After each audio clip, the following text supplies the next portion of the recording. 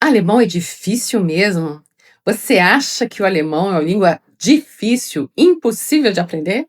Muita gente acha que o alemão é uma língua super difícil porque tem palavras muito longas, ou porque tem estruturas diferentes do português, ou porque o vocabulário é tão distante.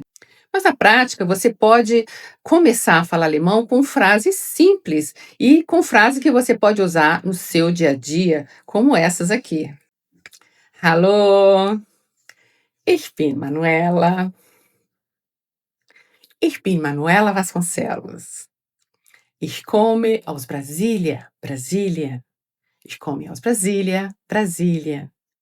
O segredo de aprender rápido é começar pela comunicação e não pela gramática. Se você quer começar a aprender alemão do jeito certo, comenta aqui difícil que eu vou te enviar um vídeo com uma aula completa no YouTube.